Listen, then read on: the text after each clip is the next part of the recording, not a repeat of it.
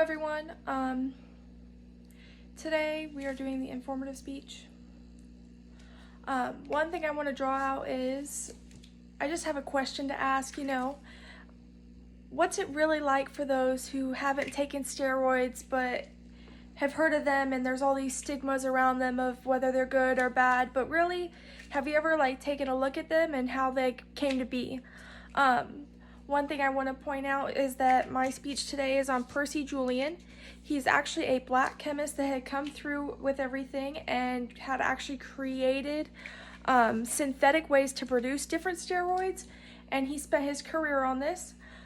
He actually went through many schools here in America as well as Austria, and that is where he actually ended up earning his PhD in chemistry. He went through with that and was able to go on to things that had to deal with steroids and what they came out to be. He actually started with phygostigmine, which is something that he had actually stumbled upon when he was doing something. They were creating a synthesis for this, how to naturally get it, which was through soybean oil. And they were going through, and one of the workers had actually leaked water into their pure soybean oil, and he was able to actually take that and synthesize that, and he went through and did this while most people did not believe he could actually go through and do what he achieved and go through what he did in his life. It's difficult. Like I had mentioned earlier, there were a lot of stigmas around the 1930s for chemists that weren't your general description. If you were a minority or if you were a female, you were definitely looked upon differently when trying to study topics like these. And even though he continued on for his PhD, not everyone actually believed his work. He went through, and his ability to see this process to naturally increase the rate at which they can produce this phygostigmine also led to him finding a way to synthesize artificial progesterone, which is used for females if they, are having problems with their pregnancies and whatnot. And that was his way of getting his foot in the door with his PhD and everything, and his ability. Both of those findings were actually able to further push his career forward, and he was able to achieve great things, and he went on to do those. He actually was one of the first African American individuals to be recognized by the ACS, the American Chemical Society.